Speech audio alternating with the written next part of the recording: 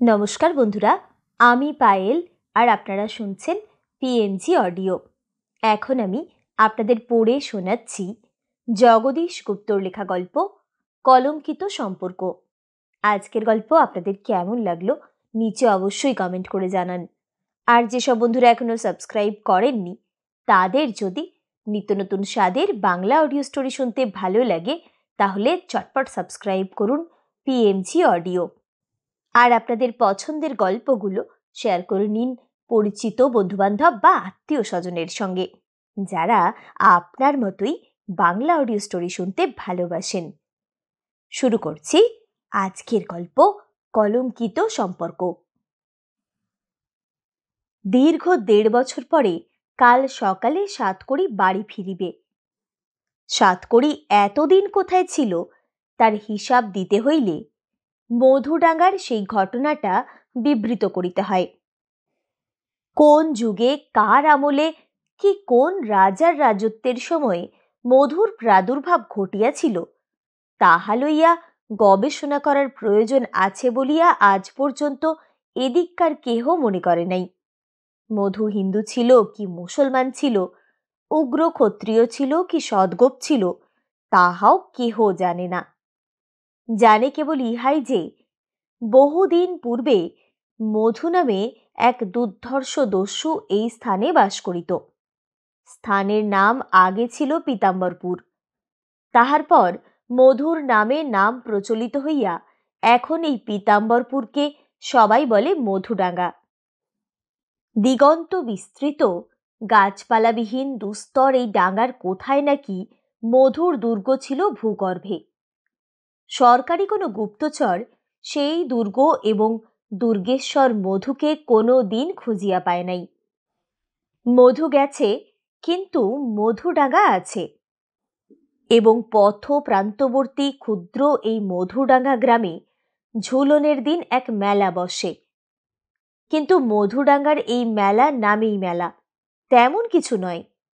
মাত্র 10-12খানা দোকান বসে, বালতি কড়াই প্রভৃতি রান্নার সরঞ্জাম, হরেক রকমের খেলনা, আরশি বসানো টিনের কৌটো, কাঠের চিরুনি, কাঠের মালা, ফিতে, ঘুংসি, সুঁচ, সুতো, পাঁপড় ভাজা, ঘুগনি, পান, সিগারেট আর নানান আকারের, নানান স্বাদের, নানান রঙের আর নানান গন্ধের বিবিধ মিষ্টান্ন।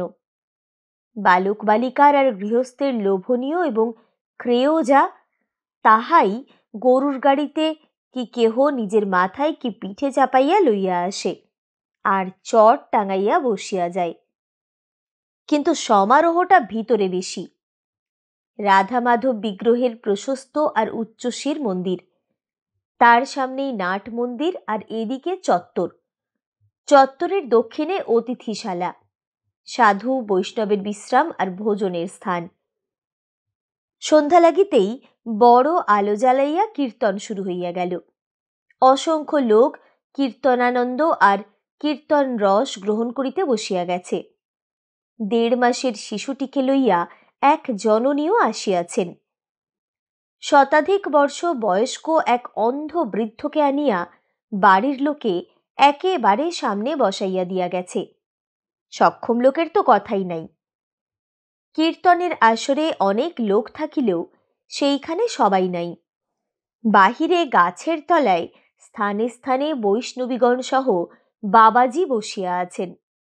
তাহাদের কোনো কাজ নাই, গল্প চলিতেছে কেবল।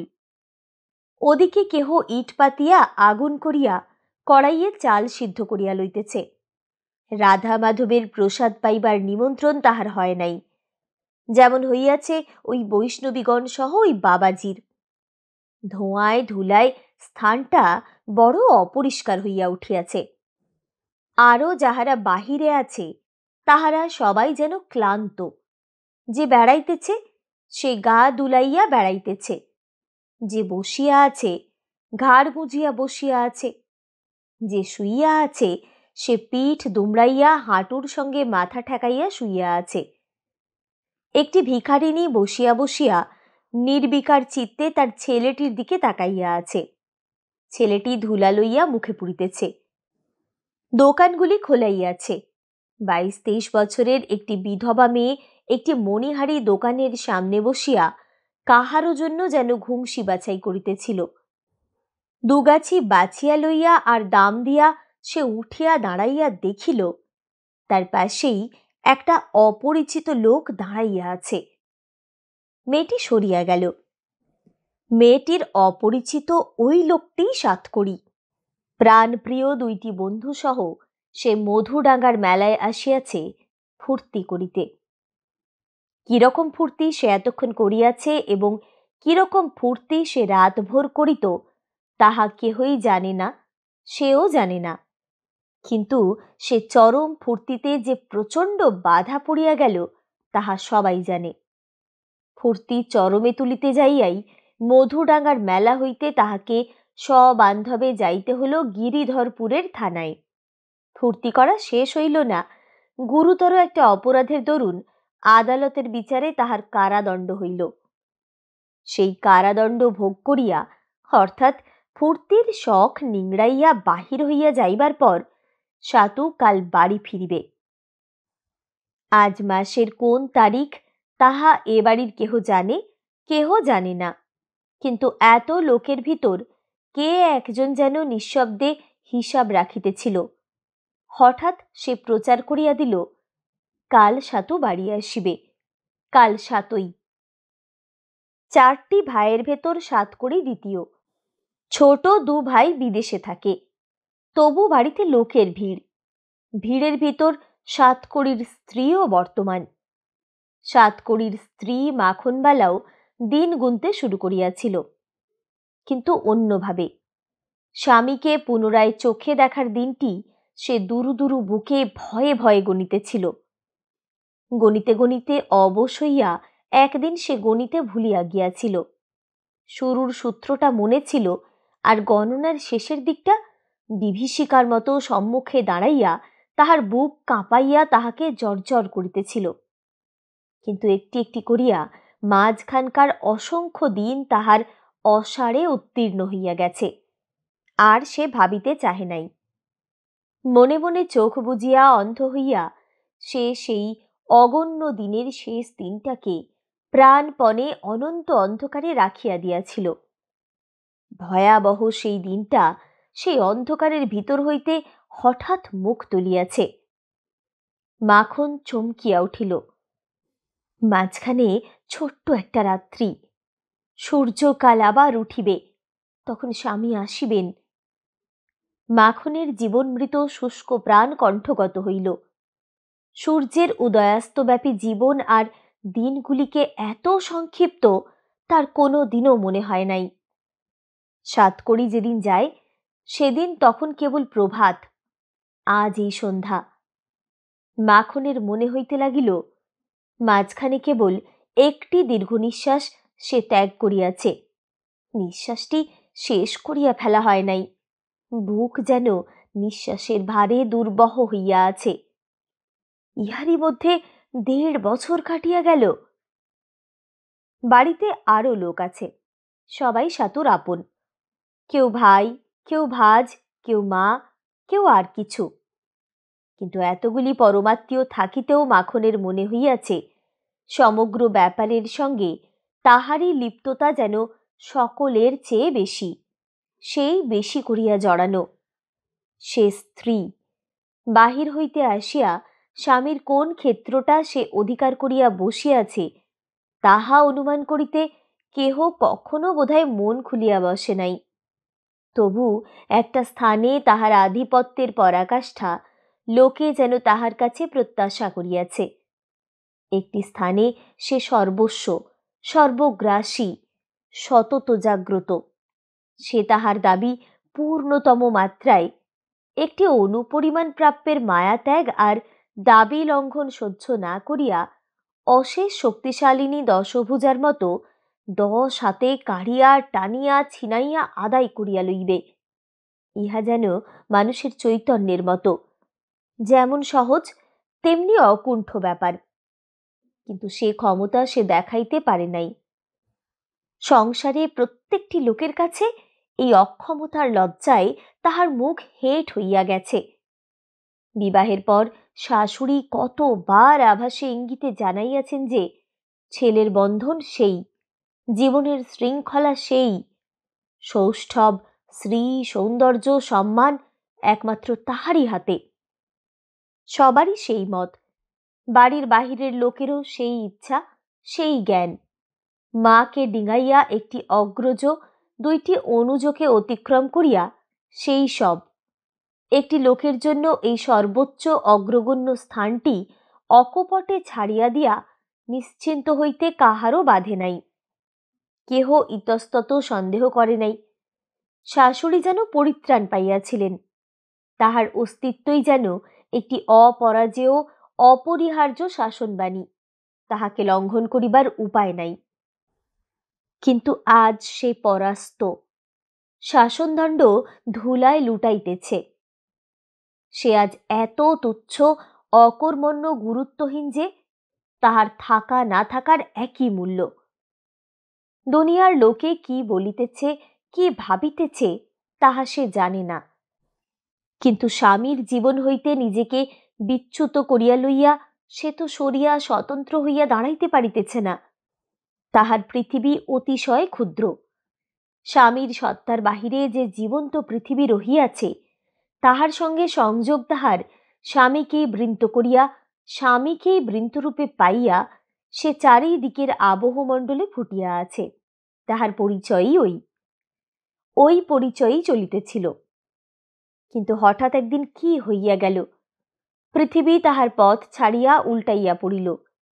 যেখানে যে বস্তুটি সুবিন্যস্ত ছিল বলিয়াই সে সুখে ছিল, স্বাভাবিক ছিল, একটিবার চোখের পলক না পড়িতেই তাহারা মিলিয়া মিশিয়া বিকৃত একাকার হইয়া তাহার সেই পৃথিবী ছন্নছাড়া মৃতের শ্মশানে রূপান্তরিত হইয়া গেল।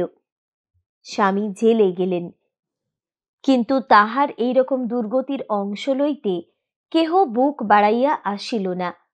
তাহার মনে হইতে লাগিল একটা ছি ছি রব তাহাদেরই গৃহকেন্দ্র হইতে উত্থিত হইয়া ছড়াইতে ছড়াইতে যেখানে যত দূরে মানুষ বাস করে, প্রাসাদে, কুটিরে, পথে, পাথারে, পৃথিবী যেখানে সত্য সত্যই আকাশ স্পর্শ করিয়াছে, সেই শেষ তম প্রান্তরেখা পর্যন্ত পরিব্যাপ্ত হইয়া গেছে। জীব জগৎ শিহরিয়া কানে আঙুল দিয়া বসিয়া আছে। এই দুর্বিসহ লজ্জা অখণ্ড গুরুভার আর অন্ধকার একখানা মেঘের মতো কেবল তাহারই বুক জুড়িয়া অক্ষয় হইয়া রহিল। আমিও তোমার সঙ্গে আছি বলিয়া ভার বন্টন করিয়া লইতে কেহ আসিল না। স্বামীর অপরাধ গুরুতর, এত যে তাহার চিন্তাই সহ্য হয় না। মানুষ কোনো দিন তাহা সহ্য করিতে পারে নাই। সন্তানের জননী হইয়া, কুলের বধূ হইয়া, স্বামীর স্ত্রী হইয়া নারী তাহা ক্ষমা করে নাই। ভগবানের নাম যার বুকে আছে, পশু হইয়া জন্মগ্রহণ করি নাই, এই জ্ঞান যার আছে, সে তাহা ক্ষমা করে নাই। স্বামী এই অচিন্তনীয় অপরাধ করিয়া জেলে গিয়াছিলেন। মুক্তি পাইয়া কাল ফিরিয়া আসিবেন, কাল ৭ই। গৃহের আর সবাই উৎকণ্ঠিত, ভৃত্যটি পর্যন্ত। বিমর্ষে থাকিয়া থাকিয়া তাহারা শ্রান্ত হইয়া উঠিয়াছিল। সেই শ্রান্তির মাঝেই যেন তাহাদের লজ্জাবোধের সমাধি হইয়াছে। তাহাদের আর মনে নাই কি কারণে তাহাদের সেই পরমাত্মীয়টি এতদিন গৃহে নাই। কিন্তু কোনোদিন একেবারে না থাকিলেই যেন ভালো হইত। রাত্রি তখন গভীর। মাখন বাহিরে আসিয়া দাঁড়াইল। আকাশের দিকে চোখ তুলিয়া একবার ভগবানকে সে ডাকিল। এত বড় আকাশের যেখানে যে জ্যোতিবিন্দুটি ছিল, মেঘের গাঢ় প্রলেপে তাহা একেবারে চিহ্নহীন হইয়া গেছে। থই থই অন্তহীন কালোর পাথারে পৃথিবী ডুবিয়া গেছে। তাহার শ্বাস বহিতেছে না। মাখনের ভয় করিতে লাগিল। কালোর অতল গর্ভে অবতরণ করিয়া কাহারা যেন মন্থনে রত হইয়াছে। তাহারা তাহাদের হারানো রত্ন খুঁজিতেছে। তাহাদের হাতের শব্দ নাই, পায়ের শব্দ নাই, মুখে শব্দ নাই, কেবল চক্ষু দুটি দপদপ করিতেছে। বড়জা গোলাপ সর্বাগ্রে উঠিয়াছিল। সে উঠোনে নামিয়া চিৎকার করিয়া উঠিল, এবং সেই চিৎকারে ঘুম ভাঙিয়া শশব্যস্তে বাহিরে আসিয়া সবাই দেখিল মাখন মূর্ছিত হইয়া উঠানে পড়িয়া আছে। শাশুড়ি ছুটিয়া যাইয়া বধূর মাথা কোলে তুলিয়া লইয়া বসিলেন। আজ এখনই ছেলে আসিবে যে, আজ 7ই। গোলাপ 2 মিনিটে 3 বালতি জল তুলিয়া ফেলিল। নিতু মাখনের মুখে হাত দিয়া ডাকিতে লাগিল, কাকিমা, কাকিমা। সাতকড়ির দাদা সতীশ দরজার আড়াল হইতে মুখ বাড়াইয়াই ফিরিয়া গেল। গোলাপ নিতুকে সরাইয়া দিয়া মাখনের মাথায় জল ঢালিতে লাগিল। বিরাজ পাখা করিতে লাগিলেন এবং অল্পক্ষণ পরেই মাখন চোখ খুলিয়া উঠিয়া বসিয়া মনে করিতে পারিল না যে যে দৃশ্যটি মনে পড়িতেছে সেই দৃশ্যটি সে স্বপ্নে দেখিয়াছিল কি সত্যই ঘটিয়াছিল। বিরাজ জিজ্ঞাসা করিলেন, বৌমা কেমন আছো? কিন্তু মাখনের মন ছিল কুহেলিকা আচ্ছন্ন। শব্দ গঠিত করিয়া উত্তর দিতে তাহার দেরি হইল। বিরাজ আবারও ওই প্রশ্নই করিলেন, কিন্তু মাখন কিছু বলিবার পূর্বেই সতীশ নামিয়া আসিল। বিরাজ বলিলেন, কোথায় যাচ্ছিস? সাতুকে আনতে যাচ্ছি মা। যা। সতীশ জিজ্ঞাসা করিল, বৌমা উঠোনে এসে অজ্ঞান হয়ে পড়লেন কি করে? তাই তো ওকে শোধচ্ছি, তুই ভাবিস নে, ভালোই আছে। অর্থাৎ সাতকড়িকে আনিতে যাইবার পক্ষে বৌমায়ের জন্য উৎকণ্ঠায় কালক্ষেপ করিবার প্রয়োজন নাই। যাই বলিয়া সতীশ বাহির হইয়া গেল। ধরিয়া আনিবার দরকার সাতুর ছিল কিনা কে জানে, কিন্তু একা একা যেন অনিমন্ত্রিতের মতো গৃহে প্রবেশ করিতে সে সংকোচ বোধ করিতে পারে। তাহারই নিবারণকল্পে বিরাজ এবং তাহার বড় ছেলে সতীশ পরামর্শপূর্বক সহজভাবে একটু চেষ্টা করিলেন। সতীশ আগুয়ান হইয়া তাহাকে আনিতে গেল। বিরাজ ও বড় বউ তখন মাখনকে লইয়া পড়িলেন। অসুখ করেছে? মাখন নির্জীবের মতো বসিয়াছিল। বলিল, না। তবে ভয় পেয়েছিলে? না। তবে? মাখন বলিল, রাত্রিরে ঘুম হলো না, বাইরে এসে দাঁড়িয়েছিলাম, কখন কেমন করে অজ্ঞান হয়ে পড়ে গেছি জানি নে। বলিয়া মাখন উঠিল।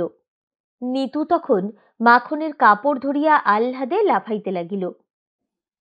অনেক বেলায় সতীশ ফিরিল, কিন্তু একা। ছোট বউকে সুস্থভাবে চলিতে ফিরিতে দেখিয়া বিরাজ সেদিকে নির্বিঘ্ন হইয়া পুত্রের আগমন প্রতীক্ষায় দরজায় দাঁড়াইয়াছিলেন। সতীশকে একা ফিরিতে দেখিয়া চেঁচাইয়া উঠিলেন, সাতু কই? সতীশ ধীরে ধীরে তাহার পাশে আসিয়া দাঁড়াইল। বলিল, সে এলো না। এলো না? কোথায় গেল? এতদিন দর্শন ও প্রাপ্তি আসন্ন হয় নাই, অনিবার্য বিলম্ব সহিতেছিল, কিন্তু আজ সে প্রতি মুহূর্তে নিকটতর হইতে হইতে একেবারে সামনে না আসিয়া হঠাৎ কোথায় অদৃশ্য হইল। বিরাজের বুক ফাটফাট করিতে লাগিল। সতীশ বলিল, চলো ভেতরে, বলছি। ভিতরে আসিয়াই বিরাজ পুনরায় প্রশ্ন করিলেন, তাকে আনতে পারলি নে কেন? কোথায় গেল সে? কি জানি কোথায় গেল। জেলের বাইরে এসে সে বলল, একটু দাঁড়াও, আমি আসছি। বলে কি জানি সে কি কাজে গেল জানি নে।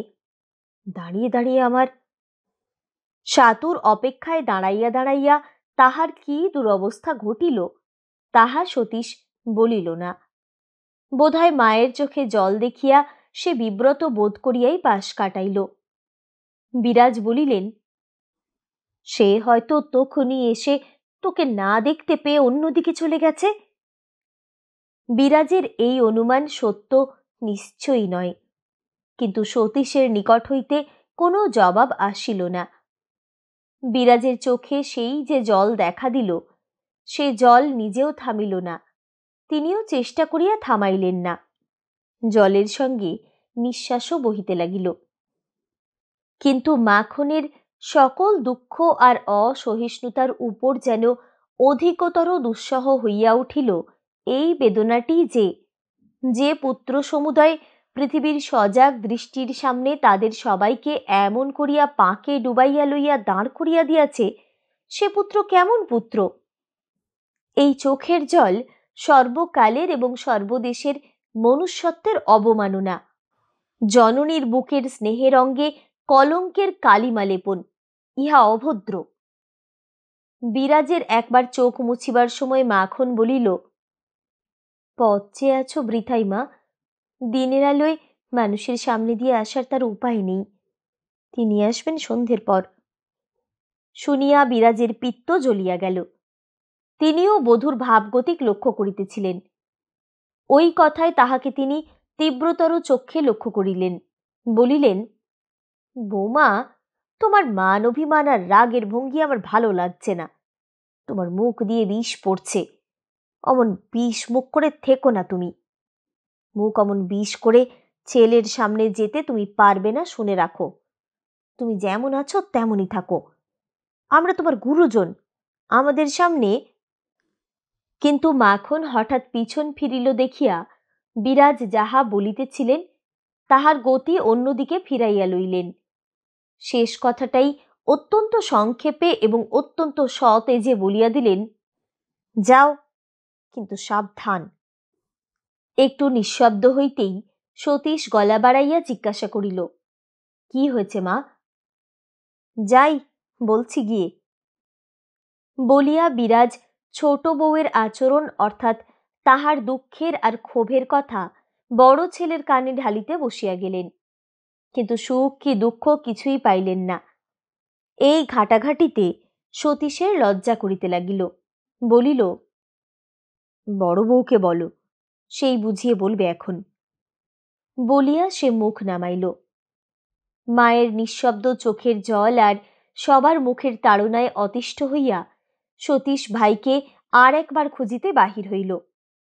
কিন্তু গম্য অগম্য ইতর ভদ্র কোন স্থানেই নিরুদ্দিষ্টের সাক্ষাৎ মিলিল না। কোথায় গেলে সাক্ষাৎ মিলিবে সে সন্ধানও মিলিল না। এই সংবাদ পাইয়া বিরাজ শুইয়া পড়িলেন এবং খানিক শুইয়াই রহিলেন। তারপর তিনি মুহুর্মুহু ঘর বাহির করিতে লাগিলেন। মাখনের রকম দেখিয়া উৎকণ্ঠার উপর তাহার ক্রোধ জন্মিতে লাগিল। তথাপি তাহার মুখের শব্দ বন্ধ হইয়া রহিল। তাহার মুখে আজ ভাত উঠিল না।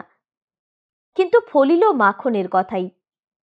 সন্ধ্যার পর বারদুয়ারের চৌকাঠে ঠাকুমার কোলের কাছে বসিয়া নিতু বলিতেছিল, কাকা কখন আসবে ঠাকুমা? কোথায় গিয়েছে কাকা? বিরাজ বসিয়া যেন বিশেষ ঘোরে ঝিমাইতেছিলেন। বলিলেন, তা জানি নে। এতদিন কোথায় ছিল? বিরাজ মুখ ফিরাইয়া রহিলেন, কথা কহিলেন না। নিতু বলিতে লাগিল, কাকা অনেক দিন বাড়িতে আসেনি, নয় ঠাকুমা? কেন আসেনি? কোথায় ছিল এতদিন? আমার জন্য কি আনবে? পরম স্নেহাস্পদ বালক পৌত্রের কৌতূহল নিবৃত্তির দিকে ঠাকুমার কিছুমাত্র উৎসাহ দেখা গেল না। বালকের এমনি ধারা শতেক প্রশ্নে যে মিনতি আর যে আগ্রহ দেখা দেয়, বিরাজের প্রাণের আনন্দপ্রবণ অন্তঃস্রোত তাহার স্পর্শে চিরকাল নাচিয়া উঠিয়াছে। আজ তা তাহার অজ্ঞাতেই মুহূর্তের জন্য একবার চোখের পাতা ভারী করিয়া তুলিল মাত্র। কিন্তু মনে পড়িল না যে সবই বিষদৃশ্য। কিন্তু চুপ করিবার পর বাড়ি নিস্তব্ধ হইয়া গেল। বিরাজ আনমনা হইয়া রহিলেন। বিরাজ আনমনাই ছিলেন। হঠাৎ চমকিয়া তিনি দেখিলেন আপাদমস্তক কাপড়ে ঢাকা একটি লোক তাহার সম্মুখে দাঁড়াইয়া আছে। তাহাকে চিনিতে তাহার মুহূর্তও বিলম্ব হইল না। সাতু বলিয়া তিনি প্রকৃত সজীব ব্যক্তির মতো লাফাইয়া উঠিলেন। সাতু গায়ে মাথার আচ্ছাদন খুলিয়া ফেলিয়া জননীকে প্রণাম করিল এবং পরক্ষণেই হইচই বাঁধিয়া গেল। নিতু চিৎকার করিয়া সংবাদ রাষ্ট্র করিতে লাগিল, বাবা, কাকা এসেছে, মা, কাকা এসেছে, কাকিমা, কাকা এসেছে। বলিতে বলিতে সে কাকার মুখের দিকে মুখ তুলিয়া আর তার হাত ধরিয়া নাচিতে লাগিল। আয় বলিয়া বিরাজ অগ্রসর হইয়া গেলেন। তাহার পিছন পিছন সাতু বাড়ির ভিতর ঢুকিয়া দেখিল তাহার স্ত্রী ব্যতীত আর সবাই একত্র হইয়া সৎসুখে দাঁড়াইয়া আছেন। দাদাকে সে প্রণাম করিল, বৌদিকেও প্রণাম করিল। দাদার ছোট ছেলেটাকে সে দেখিয়া যায় নাই। এটা আবার কবে হলো জিজ্ঞাসা করিয়া সাতু ডান হাতের দুটি আঙ্গুলে তাহার গণ্ড স্পর্শ করিল। দাদার বিশেষ কিছু বলিবার ছিল না। আমায় দাঁড় করিয়ে রেখে কোথায় পালিয়েছিলি? বিস্মিত এই প্রশ্নটি অল্প সময়ের মধ্যেই অনেকবার তার মনে উঠিয়াছিল, কিন্তু কেন পালাইয়াছিল তাহা হৃদয়ঙ্গম করিতে পারিয়া বোধহয় চক্ষুলজ্জার বশেই সে নিঃশব্দে সরিয়া গেল। মাকে সন্তুষ্ট করিতেও সে কোনো সম্ভাষণই মুখে ফুটাইতে পারিল না। বৌদি গোলাপ কেবল জিজ্ঞাসা করিল, ভালো আছো? সাতু বলিল, তোমাদের আশীর্বাদে, বলিয়া হাসিল। হাসিটা হঠাৎ কটু মনে হইয়া গোলাপের মন আরো খারাপ হইয়া গেল। তাহার হেসেল ছিল। মুতফরক্কা অভ্যর্থনার পর সে সেখানে গেল। বিরাট ছেলেকে অবলোকন করিতেছিলেন। তাহার চক্ষু লজ্জাও নাই, হেসেলও নাই। ছেলের গায়ে হাত বুলাইতে বুলাইতে তিনি বলিলেন, বড় রোগা হয়ে গেছিস, ভেতরে অসুখ নেই তো? সাতু নিজের গায়ের দিকে একবার চাহিয়া দেখিল, হাসিয়া বলিল, না, কিন্তু বড় কষ্ট দিয়েছে মা।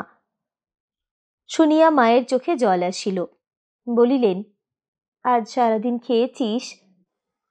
সাতু তাহাদের আড্ডায় আজ যা খাইয়াছে সে জিনিস এ বাড়িতে রান্না হওয়া দূরের কথা প্রবেশই করে না। কিন্তু সে মিথ্যা কথা বলিল, কিছুই খাইনি মা। কিছুই খাসনি? হা হা হা। আর্তনাদ করিয়া বিরাজ হাঁকিলেন, ছোট বৌমা, রান্না হলো?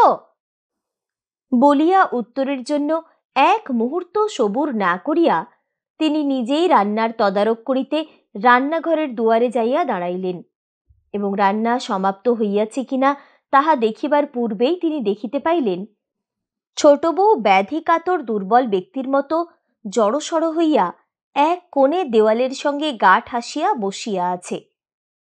খুবই লক্ষ্য করা এই ব্যাপারটা মুলতুবি রাখিয়া বিরাজ জানিতে চাহিলেন, বড় বৌমা, রান্না হলো? সাতু সারাদিন কিছু খায়নি। এই হলো মা, বলিয়া বড় বউ হাঁড়ি আর কাঠি লইয়া খুব ব্যস্ত হইয়া উঠিল। বিরাজ অবেলায় রান্নাঘরের আমিষ মাটি ভুলিয়াও মারান না, কিন্তু এখন বড় তাগিদ ছিল। মুলতুবি ব্যাপারটার নিষ্পত্তি করিতে তিনি আমিষ মাটির উপর দিয়াই ছোট বউয়ের দিকে আরো খানিকটা অগ্রসর হইয়া গেলেন। গলা খুব খাটো করিয়া বলিলেন, তুমি এমন করে বসে আছো যে? ইত্যবসরে তাহার বিরোহী ছেলেকে দেখা এবং দেখা দেওয়া বিরোহিণী বউয়ের উচিত ছিল বলিয়া বিরাজের মনে হইল। মাখন কথা কহিল না, তাহার মাথা মাটির দিকে আরো ঝুঁকিয়া পড়িল। বিরাজ বলিতে লাগিলেন, ছেলের শরীরের দিকে চেয়ে আমার মন ভালো নেই বৌমা, এমন সময়ে তুমি আর জ্বালিও না বলছি, ওঠো। মাখন মুখ তুলিল না, বলিল, উঠে কি করব? করবে আবার কি? নিচে বেড়াতে তোমায় কেউ বলছে না, ছেলের সামনে তুমি মুখ অমন বিষ করে থাকতে পারবে না। বলিয়া মহারাগতভাবে মাথায় মস্ত একটা ঝাঁকি দিয়া বিরাজ প্রস্থান করিলেন। সাতু ইত্যবসরে তাহার ১.৫ বছরের পরিত্যক্ত গড়গড়াটা বাহির করিয়া লইয়াছে। কেবল তাহার প্রিয় তরকারিগুলি প্রস্তুত করিতে বধূদ্বয়কে হুকুম করিয়াই বিরাজ কর্তব্য সম্পাদন পূর্বক নিশ্চিন্ত হন নাই। সাতুর শ্রান্তিহারী এবং সুখজনক শৌখিন তামাক আর টিকেও আনাইয়া চাকরটাকে কি কারণে কে জানে সেদিনের মতো ছুটি অর্থাৎ বাহির করিয়া দিয়াছেন। সাতু চটপট তামাক সাজিয়া লইয়া টানিতে বসিল। নিতু তার ছড়ানো পায়ের ফাঁকে বসিয়া জিজ্ঞাসা করিল, কোথায় ছিলে কাকাই এতদিন? বালকেরও ওই একই প্রশ্ন, কিন্তু একবারও তাহার উত্তরের আশা মিটিল না। ভূতপূর্ব বাসস্থান সম্বন্ধে সাতু একটা অপ্রকৃত উত্তর গড়িয়া না তুলিতেই বিরাজ রান্নাঘর হইতে সেখানে আসিয়া পড়িলেন। বলিলেন, তোর সে কথায় বারবারই কি কাজ রে লক্ষ্মী ছাড়া, পালা এখান থেকে বলিয়া নিতুর সোহাগ সুখ ভাঙিয়া দিয়া তাহাকে দাঁড় করাইয়া দিলেন। সাতু চিরদিনই সপ্রতিভ। নিতুর প্রশ্নে এবং ভর্ৎসনা দিয়া মায়ের এই চাপা দিবার চেষ্টায় তাহার মনে ঘুণাক্ষরেও একটু বিকার উপস্থিত হইল না। বলিল, আহা বসুক না বলিয়া সে নিতুকে হাতে ধরিয়া টানিয়া লইয়া বসাইল। কিন্তু নিতুর তখন আর খবর জানিবার উৎসাহ নাই। বিরাজ সাতুকে দেশের খবর অর্থাৎ পরিচিত মানুষের জন্ম মৃত্যু বিবাহের খবর শুনাইতে লাগিলেন। সাতু তাহা তামাক টানিতে টানিতে শুনিতে লাগিল। আহারে ঠাঁই হইল দুই ভাইয়ের পাশাপাশি। সাংসারিক কথাই সংসারে বেশি এবং প্রবল।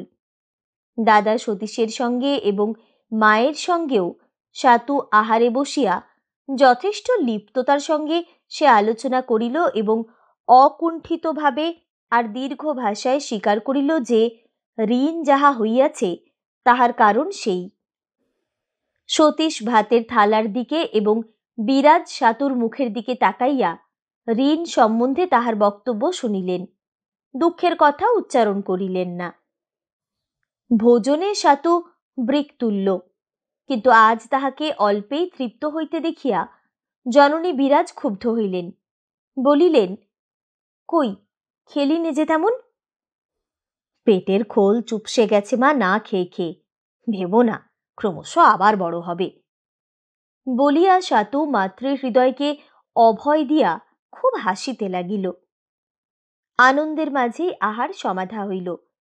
সাতু তামাক সাজিয়া লইয়া শয়নকক্ষে যাইয়া বিছানায় বসিল।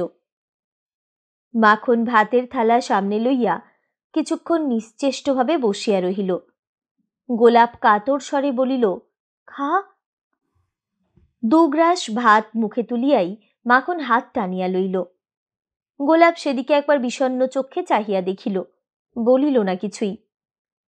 বহু যোজন দূরে ঝড় উঠিলে নাকি সমুদ্রের নির্বাত তটেও তাহার ঢেউ আসিয়া লাগে। মাখনের মনের কথা গোলাপের অজানা নাই। মাখনের বুকের বেদনা যেন নিঃশ্বাস বায়ু চালিত হইয়া তাহার বুকে বাজিতেছিল। তবু সে একবার বলিল, ভাই আমার মাথা খাস। মাখন বলিল, দিদি আমায় বিষ দাও। বড় বউ ছলছল চোখে বাম হাতে চিবুক স্পর্শ করিয়া চুম্বন করিল। ছোট বৌমার খাওয়া হলো? জানিতে চাহিয়া বিরাজ আসিয়া অদূরে দাঁড়াইলেন। অকারণেই তাহার মনে হইতেছিল ছোট বউ ইচ্ছাপূর্বক বিলম্ব করিতেছে। বড় বউ বলিল, হয়েছে। ছোট বউয়ের দিকে তাকাইয়া বিরাজ বলিলেন, তবে বসে আছো কেন? হেসেল বড় বৌমা সারবেক্ষণ, তুমি আঁচিয়ে যাও তোমার ঘরে।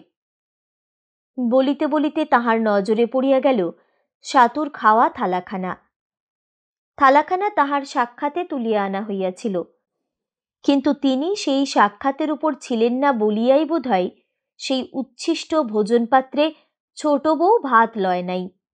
দেখিয়া অর্থাৎ স্বামীর প্রতি বধূর এই ঘৃণা প্রকাশ, বধূর প্রতি দারুণ অপ্রবৃত্তি জন্মিয়া বিরাজের যে কেমন ঠেকিতে লাগিল তাহা বলা যায় না। কিন্তু সে কথা তিনি মোটেই তুলিলেন না। কাঁপিতে কাঁপিতে বলিলেন, কথা বলছো না যে?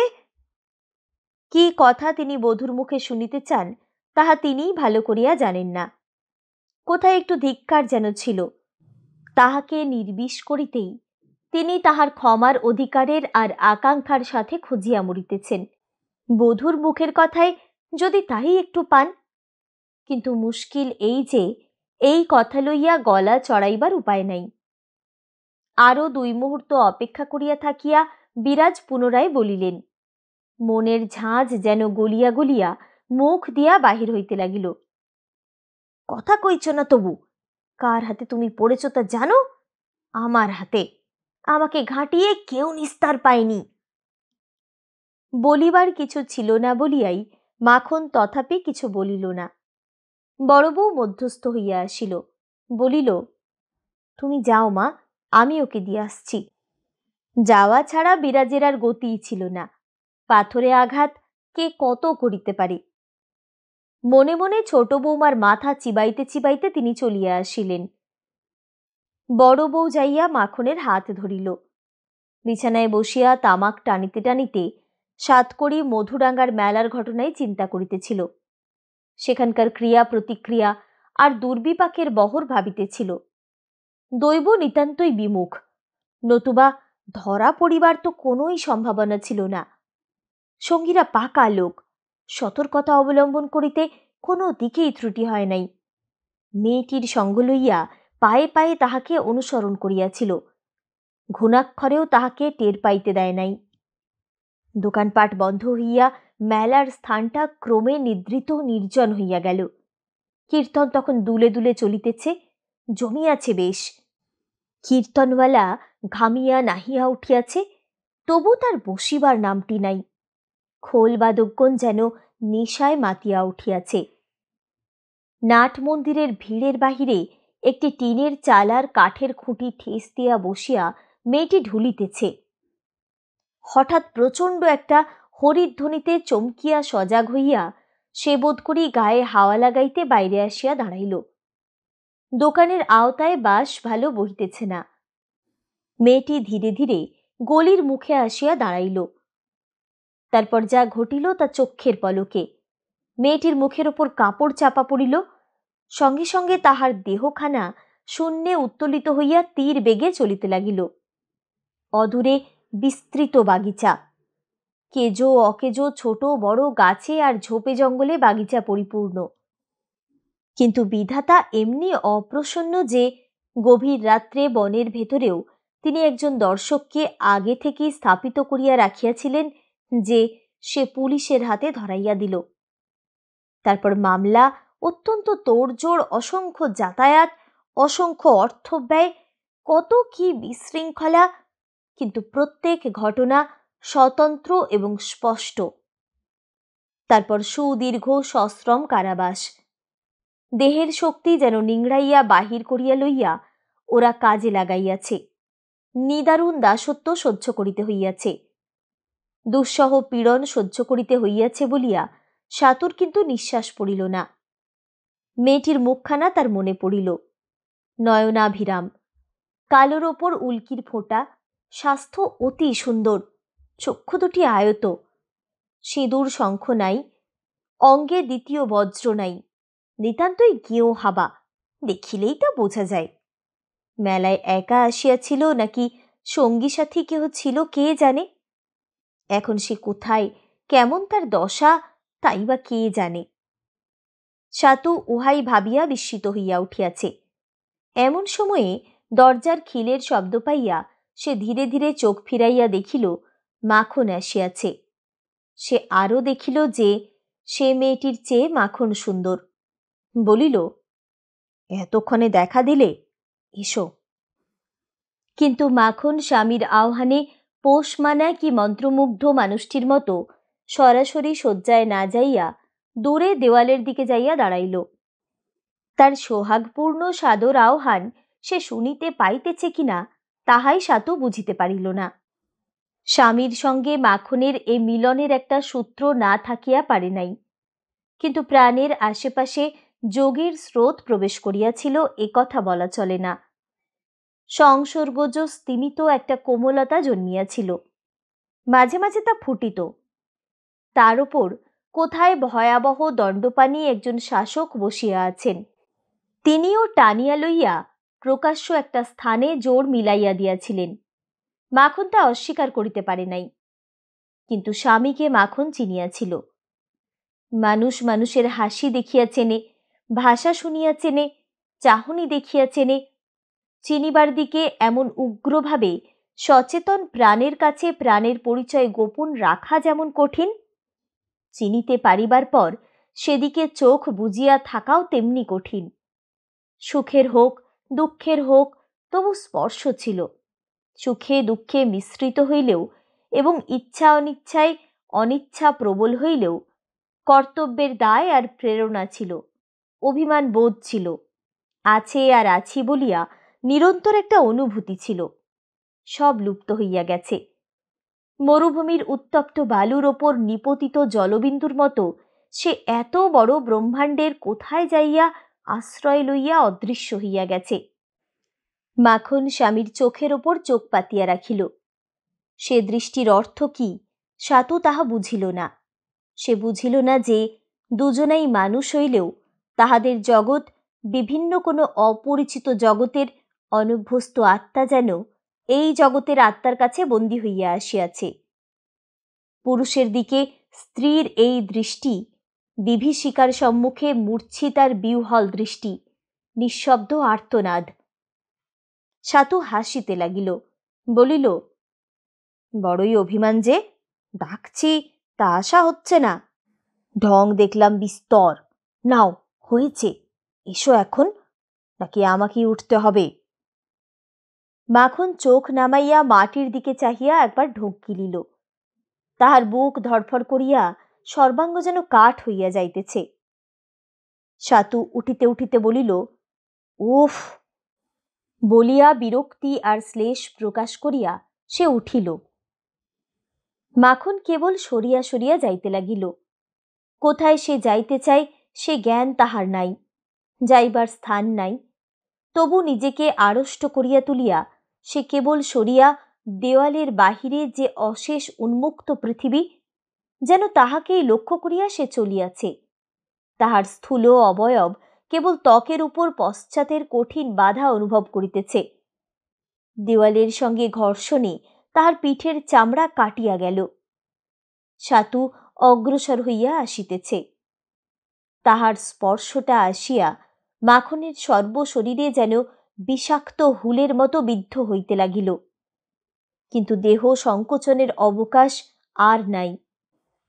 পরমুহূর্তেই তার সংকুচিত আড়ষ্ট সর্ব অবয়বে যেন রুদ্ধ বায়ু বাহিরের দিকে নির্গত করিয়া দিয়া বাহিরের চাপ বাহিরের দিকেই ঠেলিয়া দিল।